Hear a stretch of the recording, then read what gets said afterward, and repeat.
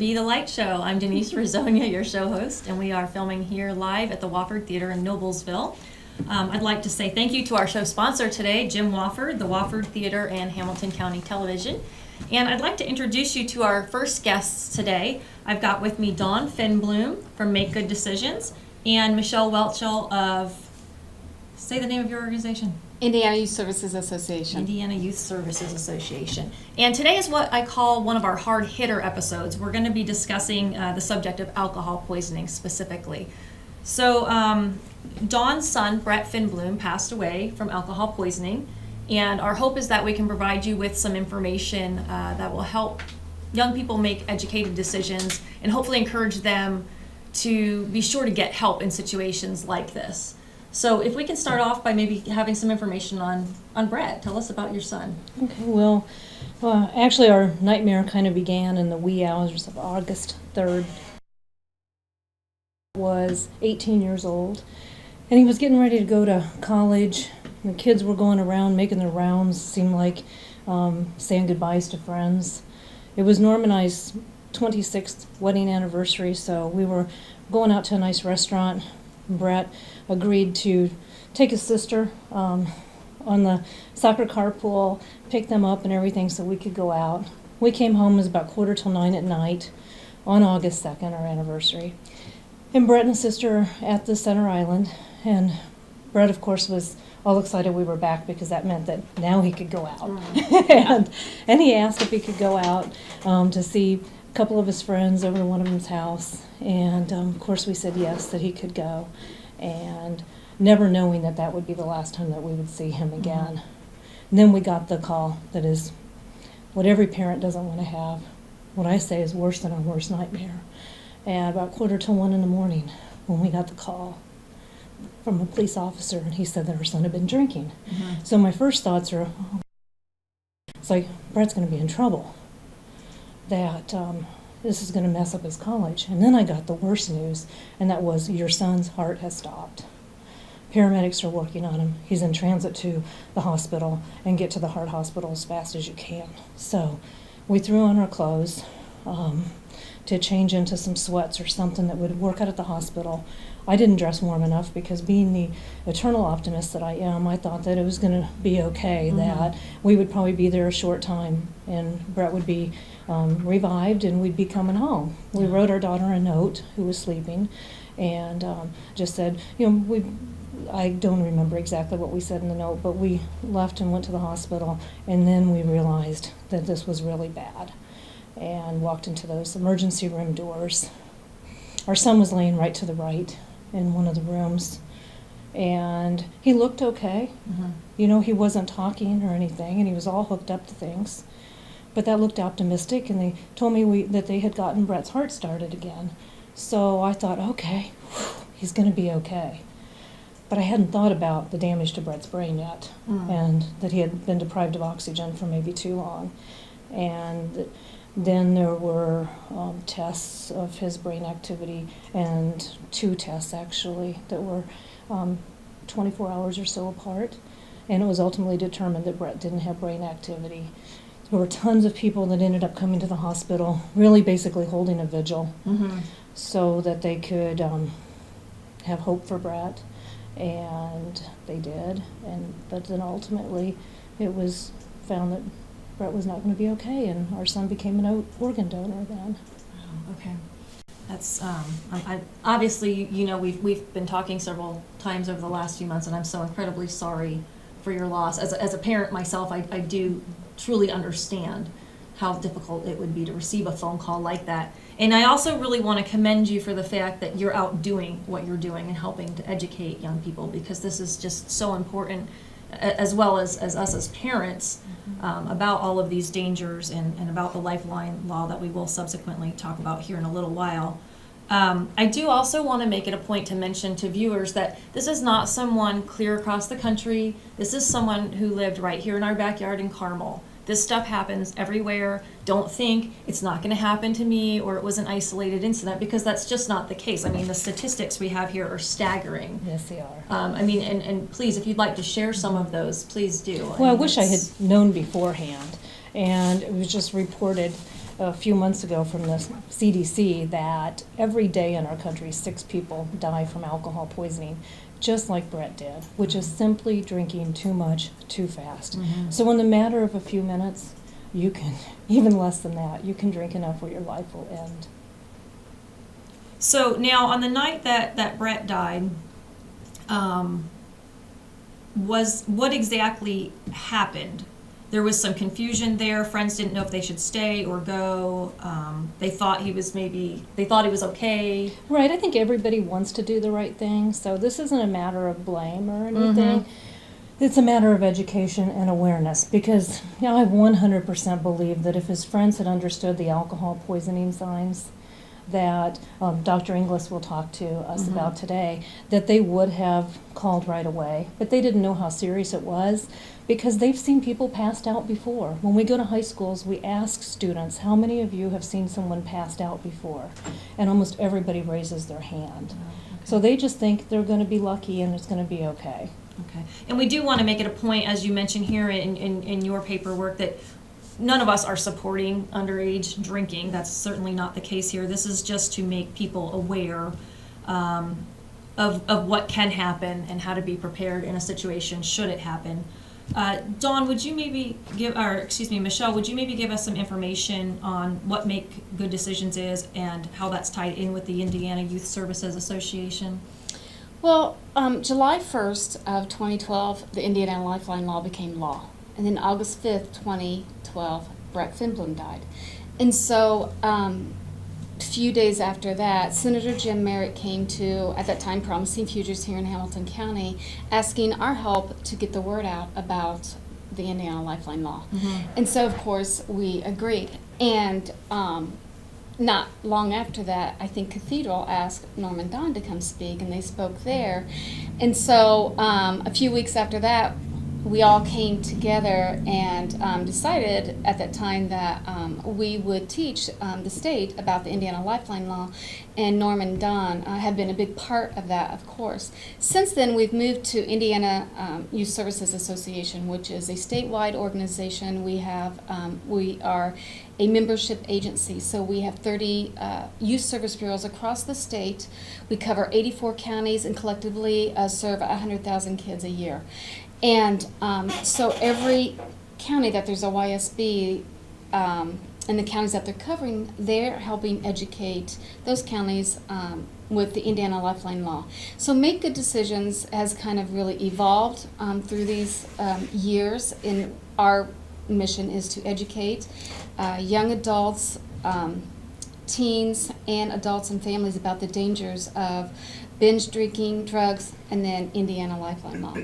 And Norm and Dawn, and we also have another partner, Marty Cagney, they do an excellent job of teaching about the Indiana Lifeline Law, the dangers and what to look for, and really what does it mean to make the call, when do I make the call, what do I do when I stay, what do I do when I cooperate. And the other big thing that Norm and Dawn are really good at, and we want, is every teen to have the pre-commitment to make the call. So you've got to decide now while you're sober to make the call. Then when you're in that situation, you will make the call because it's the right thing to do. And taking that fear away of being prosecuted and losing scholarships. And one of the tools that you have is this Make Good Decisions pledge, and is that up on your website then? Yes. Okay. And could you go ahead and give our viewers that website information? Yeah, sure. We have two websites. It's www.indysb.org, and then we have www.info or .makegoodDecisions.info. And so, yeah, this pledge is up here that you can take a look at as parents and talk about it with your kids. We're going to go ahead and take a break, and when we come back, we will have Dr. Gavin Ingalls on the show. Thank you so much.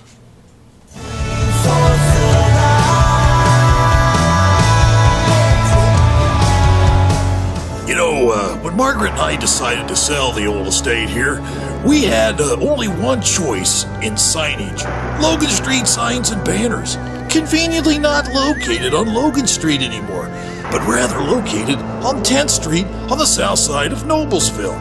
Well, we sold the old beauty, and we were able to buy this wonderful estate. And we had so much money left over, I was able to buy this beautiful 1968 Eldorado Cadillac for Margaret. Only 472,000 miles. Margaret loves it because it's got those big seats and that heavy-duty suspension to support her svelte frame.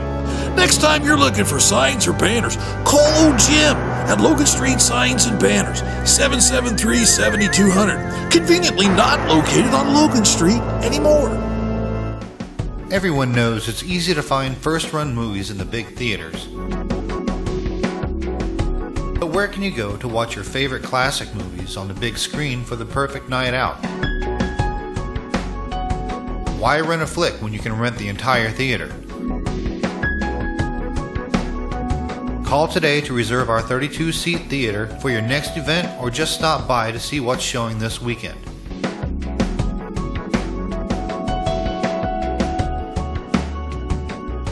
The 14 by 7 foot screen and the high quality digital surround sound system offers all the amenities you would expect from the big theaters, with a laid back atmosphere and comfortable seating of your own home. Wofford Theater at 1744 South 10th Street in Noblesville gives you the classic movies you want with a big theater experience.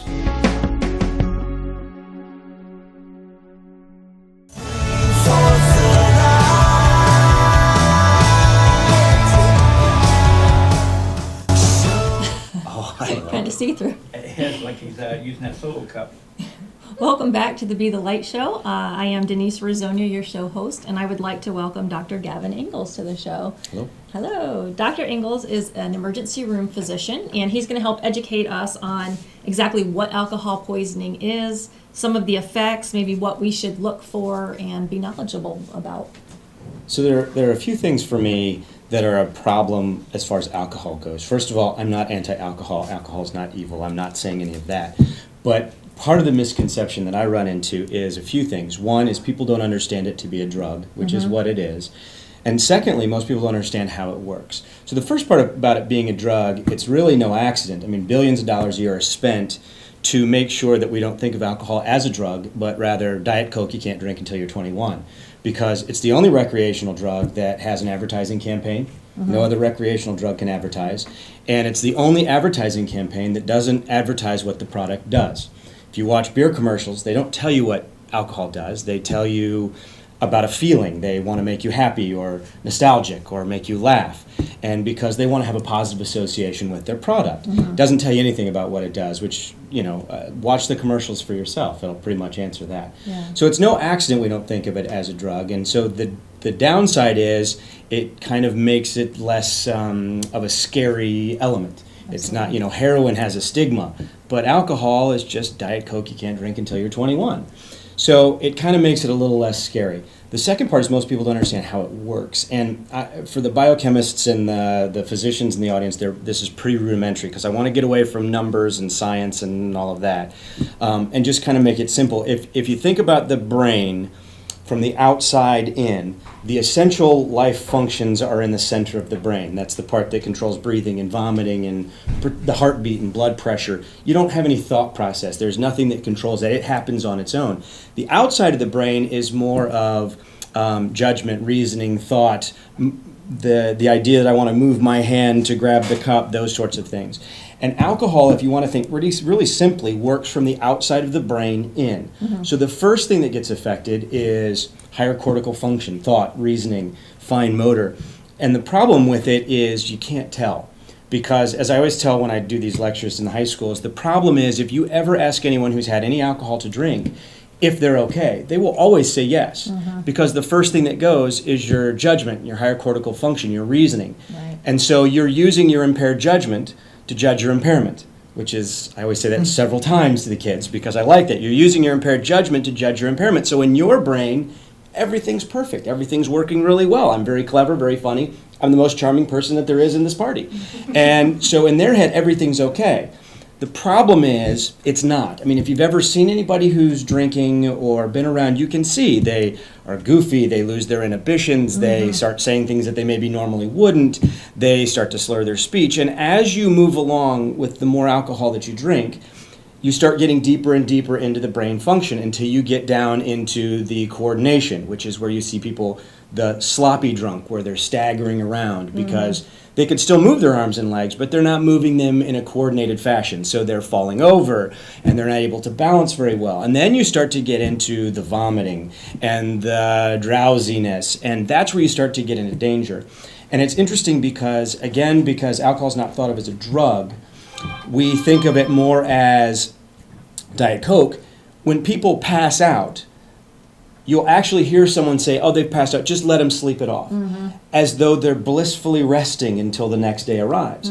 When you pass out, you're not falling asleep, you've lost consciousness, which is a very different thing. And when I talk to students, I always talk to about, when you were a kid and you had a vomiting and diarrhea bug and you went to bed, nobody cared about what position you fell asleep in because you're just asleep. You're able to protect yourself. If you vomit in the middle of the night, you're going to roll over and spit it out and call for your mom and do all the stuff you normally do. But when you pass out, you haven't fallen asleep, you've lost consciousness.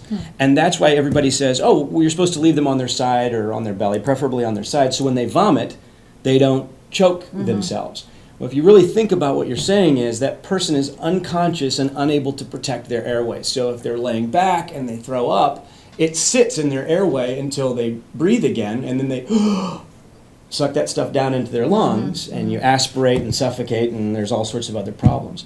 So there's a lot of misconception that starts for me with the fact that it's not a drug. It's Diet Coke. Well, it's not Diet Coke. It's a drug, and it's a powerful drug. And I'm not saying that it's not something that people should ever drink, but you got to understand it for what it is. And so I think that's where a lot of the trouble with people starts, is they don't understand what it is, and then they don't understand how it works. So it's one of those things you just kind of have to understand. It is a drug, it's dangerous, it does powerful bad stuff to people all the time, but more so understanding how it works, drinking and driving, drinking and working, really with any machinery, always a risk, because machines don't think, they don't react, they do what they're supposed to do. So if your judgment is off and you're behind the wheel, we're all in trouble because the car's not going to do anything to help. You have to be the one making those decisions. So those are the things when I go and talk to the students in the schools, I try to stress to them is what they're dealing, what they should be watching out for, and an idea that it is actually a drug. Okay. So simply defined, alcohol poisoning is drinking too much too fast. Right. And the tricky part is everybody wants to know about numbers and, what's the percentage of alcohol, and the hard part is it varies from person to person. Somebody who drinks a lot of alcohol over years will develop some tolerance and ability to metabolize it differently than somebody that doesn't drink at all. So to say, if you drink so many of these, that's too much, but if you drink this, you're safe, that's not necessarily true because everybody's metabolism is a little bit different. And there's a lot of factors that go along with hydration, whether you ate, whether it's an empty stomach or a full stomach, as to how the alcohol is going to affect you. So it's really a progression, and to get away from numbers, because everybody, when I do this, teenagers often ask, well, what is too much? Well, too much is what is too much for you, and it's not a number telling you that this much, giving you a blood alcohol level of this much is too much for you. That doesn't help, because what's your blood alcohol level? You don't know. You just are drinking the alcohol at the party. There are things that make it worse and better. Mixing drinks with stimulants, because alcohol is a depressant, generally speaking. And what really becomes difficult is when people give you a little Red Bull and some vodka or something like that, because the Red Bull is a stimulant. So the normal stuff that would happen to people as they drink more is they become more drowsy and more lethargic and less, vigorous and enjoying things. When you drink the Red Bull with it, kind of counteracts that. So they're able to drink more, longer, and gets people into more trouble. And so we're finding new ways to make alcohol poisoning more common, just because of how we're mixing it with different things to make it taste better. Because it really, and if you think about it, it's fermented something, grapes or whatever it is. It's kind of rotten food, so it doesn't taste good initially. People acquire a tolerance or a taste for it over time. So a lot of the kids that drink are mixing it with different things just to make it taste better so that they can do it. So we want to make sure then that young people understand, and adults for that matter, for one thing, that alcohol is in fact a drug. And also, if at any point someone passes out, they need to have the understanding that person has lost consciousness, and is it at that point then that they should be seeking some sort of help for this person? Yeah, there are a couple things. Their ability to protect their airway is the biggest problem that we get into with kids. First of all, there's all sorts of dangers because even if they're not in the alcohol poisoning level of things, their judgment is impaired. So that person getting in the car and driving, or working with a lawnmower, having that ice cold refreshing beer before they go out and mow the grass, those sorts of things get people into trouble right off the bat. So you don't even have to have the alcohol poisoning level to put yourself in danger. But when you get to the poisoning level, we're talking about difficulty in being able to be coordinated in walking. That's the first thing you're going to see, is the people that are staggering around and are not able to control themselves very effectively and are at risk for falling and hitting their head. There was the, I think the IU student last year or 2 years that went from Zionsville that fell down the stairs at a party and hit her head. And she had been drinking, and everybody said, oh, well, we'll just let her rest. Well, she had a head bleed. And I believe that's how it all worked out. So there's the risk of that. When you're just talking about straight alcohol poisoning by itself, it's their ability to protect their airway. You'll see difficulty breathing. When they start vomiting, you're in bad shape. When people are vomiting, that's a sign that the body is physically reacting to the alcohol that's there. And their ability to protect their airway and not get that vomit into their lungs becomes a significant concern. And that's why people always say, well, if they passed out, make sure they're on their side. Because you want to make sure that they can keep their airway clear. Because if they're on their back, they can't. And again, passing out is not falling asleep. Passing out is losing consciousness. It's a very different set of problems. Okay. Well, I really appreciate you clarifying all of those points for us. We're going to go ahead and take a break, and we'll be back in just a moment.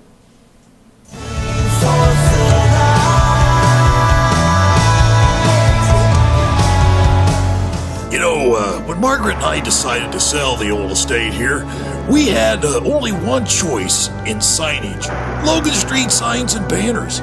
Conveniently not located on Logan Street anymore, but rather located on 10th Street on the south side of Noblesville.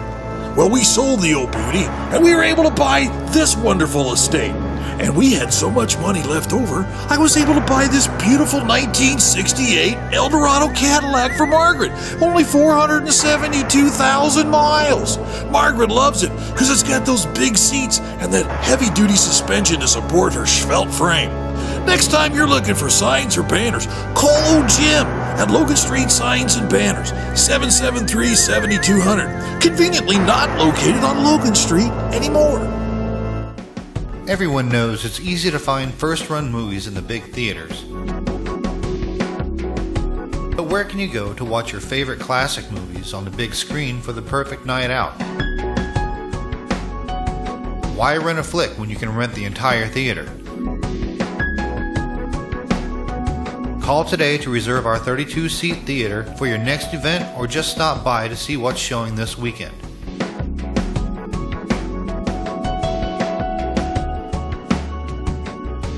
The 14 by 7 foot screen and the high quality digital surround sound system offers all the amenities you would expect from the big theaters, with a laid back atmosphere and comfortable seating of your own home.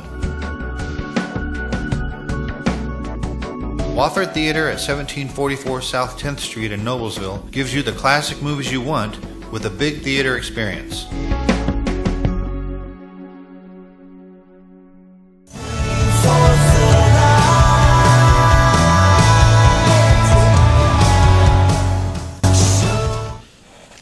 Welcome back to the Be the Light Show. I'm Denise Rosonia, your show host, and I would like to welcome Senator Jim Merritt to the show. Thank you so much for taking time out of your day to be here with us today. Thank you very much. Appreciate it. Yeah, we really appreciate you coming. So now we're going to kind of delve into this Lifeline law, which we have alluded to a little bit so far in the episode. Can you go ahead and give us some background on what the Lifeline law is? Okay. Well, there were two versions. The first one really focused on underage drinking. And the second one was much more diverse and much more impactful, if you will. And the second one really dealt with, and does deal with today, the opportunity to save someone's life regardless of the situation that person is in under the age of 21. Meaning, if a person is in need of medical attention, if they fell downstairs, if they fell out of a tree, if they got in a fight, if they're under the influence of drugs, if they have had too much alcohol, someone is able to call 911 and have immunity for the people that make the call, the folks that are in need of medical attention, along with those that stay and cooperate. And it's really important that those that stay and cooperate, because we've seen many tragedies and crises happen because they know what has been going on at the social event. And maybe the person that has made the call does not know. And if you know, that knowledge will help an ER doc, if you will, help that individual survive. Okay, so we really want to make the point that through this Lifeline law, make the call, stay, and understand that and cooperate, and make sure that you will receive immunity for doing so. That's exactly right. And it's very important that we make those points because you need to keep your head, and you cannot panic, and you've got to think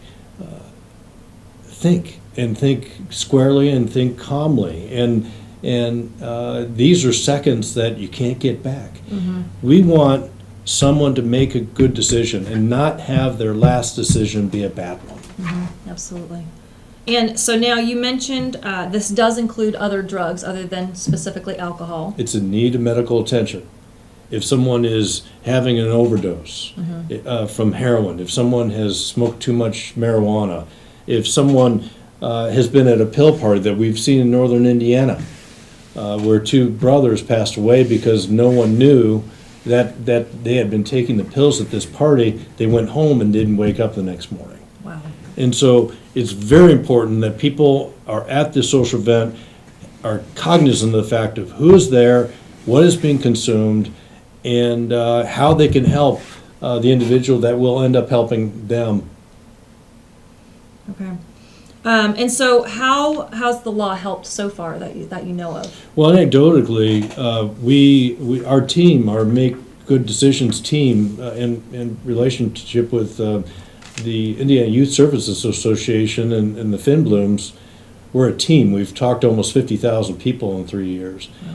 And I believe it's made impact. I think we've saved lives. Yeah. And countless lives. And anecdotally, the Finblooms in the city of Carmel have been told that 10, 15, 20 people have been saved through this. And I imagine it's immeasurably more when you talk about college campuses, of which I've been to all of them and continually go. So the key here is awareness. We want to make sure that people understand this information, they have this information, they share this information. Make sure adults, you're talking to your teens about it. What other points would you like to make about the law? Well, not as much as the law, but kids make mistakes. People make mistakes. Absolutely.